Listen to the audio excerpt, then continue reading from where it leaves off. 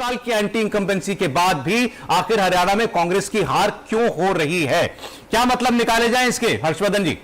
नहीं, सबसे पहले तो ये कि सीधी लड़ाई नहीं, उसको ऐसे कहिए कि बीजेपी इतनी बड़ी पहलवान है कि जब तक 4-6 मतलब थोड़ा कम वाले, अब हम वैसे कहेंगे तो अच्छा नहीं लगे, नहीं तो हमारे यहाँ कहते हैं कि पतरसुट्टा पहलवान है, यानी दम नहीं है उसमें, लेकिन 4-5 लोग मिलकर धक्का देते हैं। तो बीजेपी इतनी मजबूत हो चुकी है कि कोई भी एक पार्टी, और ये बात प्रियंका जी कह रही हैं, वो तो कांग्रेस से ही आई है, जब कांग्रेस कमजोर हो गई तभी तो शिवसेना गई।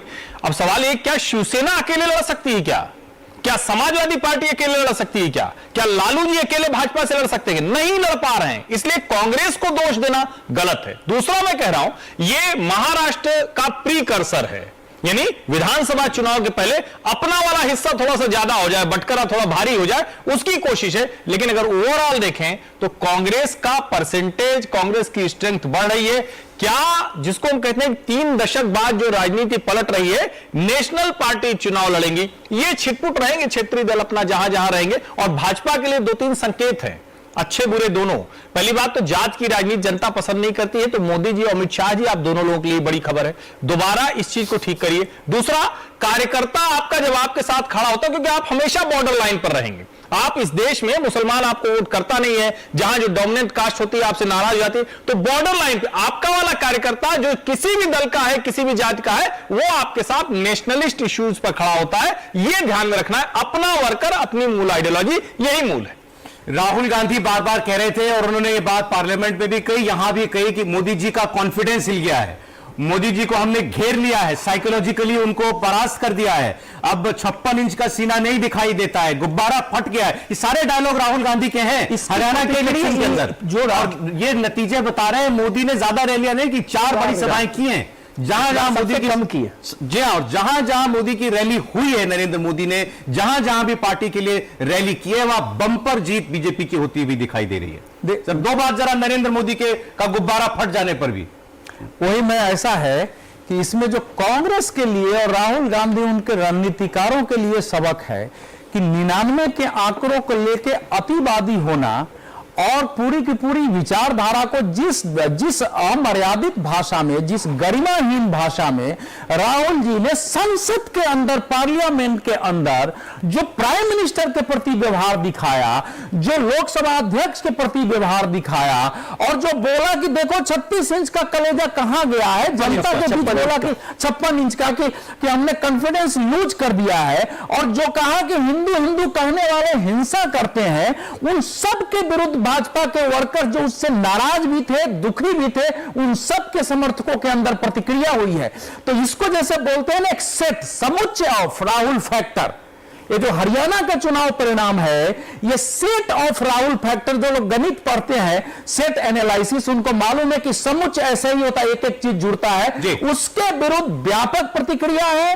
वैसी अमर्यादा, वैसी गरिमाहीन व्यवहार देश के बड़े नेता को देश स्वीकार नहीं करता है, और वो आधार भी उसके नहीं थे जिसके आधार पर आप कह रहे थे कि हमने कॉन्फिडेंस हिला दिया। मोदी को बुरा भला कहना, ये कांग्रेस पार्टी को उल्टा पड़ा, राहुल गांधी को इसका नुकसान उठाना पड़ा। मोदी इस समय एक विचार के प्रतीक है, जो कह रहे थे कि भारतीय जनता पार्टी एक सूखी हुई लकड़ी नहीं है, वो एक सजीव विचारधारा का राजनीति में जीवंत स्वरूप है। उस विचारधारा के आधार पर आप विचार करेंगे, उसका सपोर्ट बेस जो देश में बढ़ा है, समय की धारा को बीजेपी ने 2013-14 में पहचाना, जब जब उसकी कमियां की हैं, तब तक उसे धक्का लगा है। जिस पार्टी ने भी उसको नहीं पहचाना, उसको धक्का लगा है। 240 आना, चलिए आपकी तो सरकार तो बनी गई थी 240 पर भी, लेकिन क्या उस नाराज या थोड़े ढीले पड़ चुके बीजेपी के वर्कर को और वोटर को भी उसने थोड़ा झकझोर दिया क्या? और वो थोड़ा इस करंट के साथ उतरा इस चुनाव में? नहीं, बिल्कुल झकझोर दिया, उससे एक झटका लगा था, तो झटके के बाद फिर से उठे। लेकिन मैं हर्ष जी की बात के साथ जाना चाहता हूं कि भारतीय जनता पार्टी के लिए हरियाणा का जो रिजल्ट है और 2024 का जो रिजल्ट है, वो बताता है कि आप अपनी विचारधारा के साथ खड़े रहे, और जो विचारधारा के साथ जो आदमी खड़ा है ना, वो आपके साथ खड़ा ही रहता है। आप जो इधर उधर से दरवाजे खोल के, खिड़कियां खोल के ले आते हैं, उससे नुकसान होता है। ये हरियाणा का इलेक्शन केवल उनके साथ जो विचारधारा का आदमी है, वो वहां पर मजबूत तरीके से खड़ा रहा। तो पार्टी को रीस्ट्रक्चराइज भी करना पड़ेगा, रिव्यू भी करना पड़ेगा, और री इन्वेंट भी करना पड़ेगा कि भाई हमें अपनी विचारधारा के साथ चलना पड़ेगा। ये 36% वोट जो है ये तो विचारधारा वाला ही वोट है ना, बिल्कुल। मतलब वो हारने जीतने के साथ नहीं जाता। जो आप उसकी पसंद का कैंडिडेट नहीं देते तब भी वो वोट दे देता है, समझे? इसका मतलब ये नहीं है कि वो आपकी पसंद का कैंडिडेट था उसके लिए दिया उसने, आपने उसके खिलाफ वोट दिया, वो कैंडिडेट दिया, तब भी वो खड़ा है क्योंकि वो आपकी विचारधारा के साथ खड़ा है। लेकिन पार्टी जो है 240 पर भी तब आती है जब वो विचारधारा को लेकर कंफ्यूजन रखते हैं। विचारधारा सही है या गलत है इस पर मैं नहीं जा रहा, आप क्या सोच रहे हैं, लेकिन आप जो सोच रहे हैं क्या आप उस पर खड़े हैं? जैसे राहुल जी ने किया कि राहुल जी दलित के साथ चल रहे थे, लेकिन इस इलेक्शन में वो उसको अवॉइड किया, हरियाणा के इलेक्शन में। और ये बात बहुत साफ है कि अच्छी बात कभी मैं इस पे बोलूंगा, आप पूरा कर लीजिए। कांग्रेस ये इलेक्शन अकेले भारतीय जनता पार्टी के खिलाफ कांग्रेस नहीं लड़ सकती, लेकिन ये सभी पार्टियों के लिए है, प्रियंका जी के लिए भी है जो चतुर्वेदी जी है। सारी पार्टियों को अब बीजेपी के खिलाफ एक साथ जुटना होगा। ये अहंकार हुई है सर, कौन सी पार्टी नहीं जुटी हुई ना, कहा अभी देखिए एक साथ खड़े होना। आप सोचिए इसको 1980s की यदि राजनीति को देखें तो भारतीय जनता पार्टी यदि उस समय अहंकार में रहती तो किसी भी पार्टी के साथ क्यों जाती, लेकिन उसको पता है कि वक्त की जरूरत क्या। कांग्रेस अपने आप को हमेशा ही महाराजा समझते रहे और किसी के साथ उस तरह से ना करें तालमेल, तो उसका नुकसान होता है ना। वो ठीक है कि यहाँ जुड़ने के लिए कौन था उनके पास, जुड़ने के लिए आम आदमी पार्टी थी उनके पास। आम आदमी पार्टी से बहुत फर्क पड़ जाता है, 2% वोट बहुत होते हैं सर, 40 से 36 और 42 7% का वोट फर्क पड़ जाता। 36 से 42, 36% है बीजेपी के पास, 42% वोट होता है कांग्रेस के पास, तो 7% का मार्जिन डिफरेंस जो है बहुत सारी 10 सीटें कांग्रेस अहंकार में आ गई थी। कांग्रेस मतलब या तो कांग्रेस की जो लीडरशिप है, मतलब राहुल गांधी जी हैं, उनको वो अपनी बात पर स्टैंड नहीं करते। वो कह देते हैं कि भैया जाना है आम आदमी पार्टी के साथ, नहीं जाते। वो कहते हैं शैलजा जी के साथ जाना है, खड़े रहना है, हाथ मिलाना है, लेकिन नहीं मिलाते। ठीक है, हर जगह वैसी की वैसी बात होती है। कहावत है ना सर कि सुबह का बुला शाम को घर लौटा पे भुला नहीं कहते, वो हरियाणा के चुनाव में देखने को मिला है सर। 2024 के लोकसभा चुनाव में जो वोटर दलित राहुल गांधी और कांग्रेस के जो नैरेटिव के कारण थोड़ा शिफ्ट हो गया था कि 5 सीटें कांग्रेस वहां जीत गई थी, वो जो वोटर गया था वो विधानसभा चुनाव में वापस भारतीय जनता पार्टी के पास लौट के आ गया। ये नहीं रहा कि जिसने लोकसभा चुनाव में कांग्रेस को वोट किया था विधानसभा चुनाव में भी कांग्रेस के पास जुड़ा रहा, वो वापस आए। उसे लगा तो उल्टा चाहिए था, विधानसभा चुनाव में और ज्यादा उसके पास होते। उनको लगा तो वो टॉट टूटना चाहिए, उनको लगा ना कि हमसे गलती हुई है, जो चला गया था वोटर उनको लगा कि हमने गलत वोटिंग कर दी है, जो नैरेटिव था वो गलत नैरेटिव था, तो वापस लौट कर आए। और जिस तरीके से विधानसभा चुनाव में भी हरियाणा में वोटिंग हुई है और जिस तरीके से लोकसभा चुनाव में महाराष्ट्र में कांग्रेस को नुकसान हुआ था, अब मुझे ऐसा लग रहा है कि जो वोटिंग पैटर्न होगा वो महाराष्ट्र के अंदर भी इसी तरीके से होगा कि जो महाराष्ट्र में लोकसभा चुनाव में भारतीय जनता पार्टी से वोटर शिफ्ट हो गया था वो वापस विधानसभा चुनाव में भारतीय जनता पार्टी और भारतीय जनता पार्टी गठबंधन के पास लौटेगा। तो महाराष्ट्र विधानसभा चुनाव कोई बहुत आसान कांग्रेस, उद्धव ठाकरे और शरद पवार के लिए नहीं रहने वाला। जहां तक कांग्रेस और भारतीय जनता पार्टी के प्रियंका चतुर्वेदी ने कहा कि सामने की लड़ाई लड़ नहीं पाती, तो ऐसा भी ठीक नहीं है। कई राज्य जैसे जहां भारतीय जनता पार्टी और कांग्रेस आपस में लड़ते हैं और कांग्रेस जीतती है, हिमाचल में जीतती है, कांग्रेस का वोट यहाँ बढ़ा भी है, इस बात में कोई कांग्रेस और गुजरात के बाद मध्य प्रदेश और मध्य प्रदेश के बाद हरियाणा, अब ये भारतीय जनता पार्टी का एक बहुत स्ट्रॉन्ग रोल वाला राज्य बनने जा रहा है। गुजरात के बाद मध्य प्रदेश बन गया है और मध्य प्रदेश के बाद ये हरियाणा तीसरा राज्य बनेगा जहां भारतीय जनता पार्टी बहुत ज्यादा मजबूत होने वाली है, जिसे आने वाले समय में किसी के लिए हटाना बहुत मुश्किल होगा। जी बोले। एक लाइन जो विजय जी ने कही उसको थोड़ा सा मैं और विस्तार देता हूं, उसको समझने की जरूरत है देश को। भारतीय जनता पार्टी का कोई जाति वर्ग है क्या, तो कहेंगे कि ब्राह्मण बनिया की पार्टी थी, फिर कहते हैं अब ओबीसी के लोग इसमें आ गए हैं। लेकिन क्या भारतीय जनता पार्टी के साथ जुड़ा हुआ मतदाता वर्ग दूसरे किसी मतदाता वर्ग पे लाठी चलाता है क्या, गाली देता है क्या, अपमानित करता है क्या? भाजपा ऐसी पार्टी बन गई है जिसमें सभी जो जातीय समूह, हिंदू में जो जातीय समूह है उनका सबका सम्मान बचता है। ये बेसिक समझिए। फिर भाजपा के समय में दलितों के ऊपर अत्याचार बंद हो जाता है, पिछड़ों के खिलाफ अत्याचार बंद हो जाता है। राहुल गांधी कहते तो सब हैं लेकिन करते कुछ नहीं है, यानी करनी और कथनी में राहुल गांधी के बहुत फर्क है। उनको किसी ने समझा दिया कि देखो एक काम करो, इस देश में दलित बहुत है, पिछड़े बहुत है, तो ये बोलो, और चूंकि लंबे समय से कहा जाता है कि ब्राह्मण अत्याचार करते हैं, राजपूत अत्याचार करते हैं, सब तो वो चल जाएगा। लेकिन पिछले 10 सालों में नरेंद्र मोदी सरकार की नीतियों ने जो किया है, जिस तरह से, और कमाल की बात यह है कि जहां ब्राह्मण या दूसरे ऐसे समूह हैं जिनको हम सवर्ण पैक कहते हैं, वो अपमानित होता भी दिखता है, फिर भी भाजपा के साथ रहता है, कहता है ये लार्जर हिंदू इंटरेस्ट है। ये समझिए आप, ये लार्जर हिंदू इंटरेस्ट ये राष्ट्रीय स्वयंसेवक संघ ने समझाया है, ये लार्जर हिंदू इंटरेस्ट नरेंद्र मोदी ने समझाया है, उसकी कामयाबी है। राहुल गांधी उसे से काटना चाहते हैं, समझिए इसको, वो इस बार कामयाब नहीं हो पा रहे। नहीं, ये वोट जो है जिसको आप आइडियोलॉजी का वोट कह रहे हैं, मतलब जिसका प्रतीक नरेंद्र मोदी है, बिल्कुल वो वोट आइडियोलॉजी का वोट प्लस क्योंकि आप 10 साल से सत्ता में हो तो एक काम का वोट है। आप यहां पर किसी को एक रोचक केवल ये कि भूपेंद्र हुड्डा की सरकार 10 साल पहले कहते थी, वो आप याद दिलाएंगे तो उतना काम नहीं करेगा ना? नहीं करेगा। देखिए एक कहा जाता है ना, भूखे भजन न होए गोपाला, ले लो अपनी कंठी माला। भाई आप कितना भी ज्ञान देते रहिए बड़ा बड़ा, भाजपा का कार्यकर्ता सबसे संतुष्ट रहता है। लेकिन अब जरा सोचिए, किसान किसान चिल्ला रहे थे, हम लोग भी कहते थे, मैं इससे बड़ा बार बार मैं कहता था भैया ये किसान पहलवान नौजवान राइन हो जाता है, पत्रकारों को भी बड़ा सोचता, हर कोई यही कहता नाराज है। देश में सबसे ज्यादा, अगर किसी एक राज्य में सबसे ज्यादा फसलों पर एमएसपी पर खरीद होती तो कौन सा राज्य है? मनोहर लाल खट्टर की अगुवाई वाला 24 फसलों पर एमएसपी देने वाला हरियाणा, वो राज्य है वो। और उसको आप बार बार कहते हैं किसान, कुछ अराजकतावादी जो किसान नेता हैं, जो सभासदी का चुनाव नहीं जीत पाते, जो जिला पंचायत नहीं जीत पाते, ये सब चुनाव लड़ते हैं।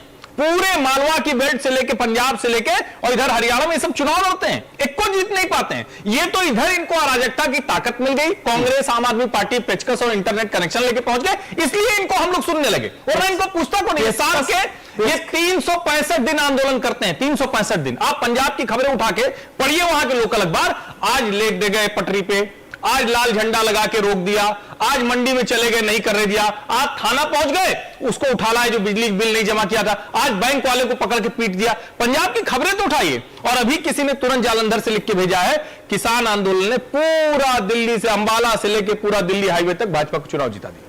नहीं, ऊपर से क्योंकि उस पर भूपेंद्र हुड्डा ने ये कह दिया ना, हम आते ही बॉर्डर खोल देंगे। मैं कहता हूं अराजकता किसको अच्छी लगती है? सड़क पर ट्रैक्टर चलने भला आदमी गुंडागर्दी नहीं पसंद करता है, वो डर भले जाए, लाठी लेके गांव के बाहर तो आप भाजपा के प्रत्याशी को रोक लिए, लेकिन जो बैठा हुआ था घर में उसने कहा यार आज लाठी लेके जब प्रत्याशी को रोज दे रहा है इतनी राष्ट्रीय पार्टी का, तो हमारा क्या? एक चीज, लेकिन क्योंकि आप लोगों ने हमेशा ये कहा है बीजेपी जाति पे जाएगी तो नुकसान उठाएगी और हारेगी।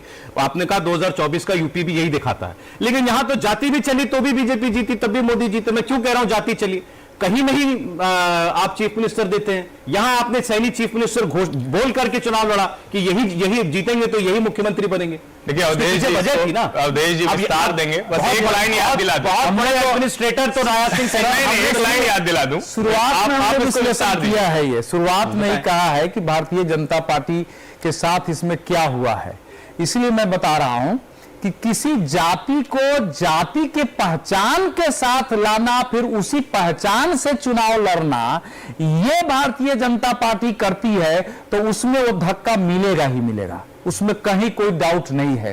क्योंकि सैनी के कितने वोट है अगर आप देख लीजिए पूरे हरियाणा में, जो उस समय में, फिर उसी बात को थोड़ा सा दूसरे रूप में दोहरा देता हूं। हरियाणा देश का वातावरण लोकसभा चुनाव के बाद से बदला, उसके बदलने में विपक्ष की एक बड़ी भूमिका रही और विपक्ष की भूमिका के कारण बीजेपी के अपने वोटर जो अपनी सरकार की अनदेखी से, उसके व्यवहार से नाराज थे, उनके पास कोई चारा नहीं बचा एक बड़े वर्ग के वापस आके अपने कैंडिडेट के पक्ष में काम करने की, और वही विचारधारा थी। जब आप कहेंगे, देखिए पूरे भारत में जो अयोध्या में राम मंदिर के समर्थक थे, ये कहना कि भैया देखो अयोध्या के ये राजा हैं, ये हमने अयोध्या के विचार को हरा दिया, जले पर नमक रगड़ने के समान था। बिल्कुल, बिल्कुल। पूरे भारत में हरियाणा भी था, और ये बात राहुल गांधी ने हरियाणा में भी कही। मजाक बना रहे थे, अयोध्या में वो अवधेश जीत गया, अवधेश जीत गया। आप मजाक उसका उड़ाते हैं, आप मजाक उड़ाते हैं कि राम मंदिर में हो गया, कहीं किसी के साथ कुछ दुष्कर्म हो गया या छेड़खानी हो, तो उसको आप मंदिर गिराने की बात उदित राज कर देते हैं। राम मंदिर का जितना मजाक और हिंदू आस्थाओं का भावनाओं, नाच रहा है, गा रहा है, वो देखो ऐश्वर्या नाच रही, वो देखो अमिताभ बच्चन, राहुल गांधी एंटी हिंदू एक्ट हरियाणा में कहा नाच गाना, तो कि नाच गाना हो रहा था। ये सारे ये जो पहलू था, इसीलिए कहे कि हरियाणा के चुनाव को ओवरऑल नेशनल ट्रेंड के साथ स्थानीय कारक मिला के आपको देखना पड़ेगा। इसमें जो है तीन बातें और मैं कहूंगा फिर आगे। देखिए भारतीय जनता पार्टी के लिए ये मान लेना कि सब कुछ अच्छा है, ये फिर भारतीय जनता पार्टी को क्षति पहुंचाना होगा। भारतीय जनता पार्टी के लिए इसमें पहला निष्कर्ष यह है कि आप अपने मुद्दों पर दृढ़ रहिए, आपको विपरीत माहौल दिखे उस पर दृढ़ रहिए, और संगठन में ध्यान रखिए, संगठन में भी और चुनाव में उम्मीदवार के रूप में परीक्षित निष्ठावान लोगों को सामने लाइए, तो आपकी जहां ताकत है कोई आपको हरा नहीं पाएगा। नंबर 2 यह होता है कि किसी भी संगठन शीर्ष और सरकारें लगातार अपने कार्यकर्ताओं समर्थकों से संवाद करें, उनकी वैध आकांक्षाओं को पूरा करने के लिए काम करें। तो आप खट्टर जी के लिए नहीं कहा करते थे, आपसे मेरा मतलब लोग खट्टर कर नहीं रहे थे, नहीं कर रहे हैं। 56 दिन में बिल्कुल सहमत नहीं हूं इस पे, मैं अवधेश जी से कतई सहमत। किस बात पर? जितने काम खट्टर जी ने किए हैं उतने सुनिए ये समझिए, नहीं आपने सारी हर्षवर्धन जी मेरी पंक्ति पूरी करिए। मैंने ये कभी नहीं कहा काम नहीं के नजरिए से बात कर, आपको सजग होकर के वो ठीक है, अपने समर्थकों कार्यकर्ताओं की जो वैध आकांक्षाएं होती है, जो लीगल वो पूरा कर रहे थे क्या? नहीं, कार्यकर्ताओं को पूरा करते तो उनकी दशा ही नहीं होती लोकसभा चुनाव में। अभी भी है, नहीं समझिए कि कोई सरकार कार्यकर्ता जो है, कार्यकर्ता के सामने चारा ही नहीं बचने दिया है विपक्ष ने करके, और फिर लगा के मिला जुला के यही पार्टी आपस में तीसरा उसमें है कि किसी भी एक व्यक्ति पर निर्भर होकर के रहने की बजाय आप संगठन विचार पर निर्भर रहिए। व्यक्ति का महत्व भी संगठन विचार पर है। हरियाणा में इसका प्रयोग हुआ है और वो प्रयोग सफल दिखाई दिया है। नहीं जी बिल्कुल है। जब आप किसी राज्य में आपकी सरकार हो, और यहां तो 2 बार की सरकार हो, आप अगर आप चुनाव में जा रहे हैं तो आप कितना ही अपने काम से ध्यान भटकाने की कोशिश करें, जनता वो होने नहीं देती। अगर जनता में कोई इस सरकार के प्रति कोई बहुत नाराजगी होती, वो मतलब ही नहीं था कि आप वापस आते। नहीं, 2 बातें समझने की जरूरत है कि देखिए, आज कुछ भी कह लें आप, बीजेपी की जीत को तो आप राइट ऑफ नहीं कर सकते। बीजेपी जीती है, तीसरी बार जीती है, लेकिन यदि आप ये समझ रहे हैं कि ये सरकार का वोट है, सरकार ने बहुत अच्छा काम किया है, मैंने कहा कि सरकार से अगर बहुत नाराजगी होती तो कैसे वापस आ सकती? कोई भी सरकार कैसे वापस आ सकती? वो वैसी नाराजगी नहीं है। और हो सकता है कि नायब सिंह जी को लाने का भी एक फायदा हुआ हो, जो एंटी इनकम्बेंसी का एक फैक्टर को आप फेस चेंज करते हो तो उसका भी एक फर्क पड़ता है, और ओबीसी का फैक्टर नहीं असर किया हो ऐसा मुझे नहीं लगता। ओबीसी जो है पूरा एक तरह से एकजुट होकर भारतीय जनता पार्टी के साथ आया इस इलेक्शन में, वो भी है। लेकिन केवल अब ये मान लेना कि अब बीजेपी के लिए सब कुछ बहुत अच्छा हो गया और महाराष्ट्र भी ऐसा कैसा हो जाएगा, नहीं है। अवधेश जी जो बात करें ना, उसको ध्यान में रखकर भारतीय जनता पार्टी को महाराष्ट्र में चुनाव लड़ना पड़ेगा। ये जो बिल्कुल एक कंट्रास्ट बात कर रहे हैं अवधेश जी, जो भारतीय जनता पार्टी आज की तारीख में चल रही है उससे, कि विनेबिलिटी फैक्टर जो है इलेक्शन का, उससे कहीं अलग आकर भी आपको सोचना पड़ेगा। जो पार्टी का कोर इशू है, कमिटेड लोगों पर फोकस करना पड़ेगा। और महाराष्ट्र में तो ये बहुत जरूरी होगा कि बहुत बारीक तरीके से चुनाव लड़ना पड़ेगा। यदि हरियाणा को ध्यान में रखकर उड़कर आप महाराष्ट्र में पहुंचेंगे तो बहुत संभावना नहीं है। और इस रिजल्ट को मैं भारतीय जनता पार्टी की तीसरी शानदार जीत के बाद भी भारतीय जनता पार्टी के उड़ने वाला नतीजा नहीं मानता। वो वहीं के वहीं खड़े हैं जहां पर थे।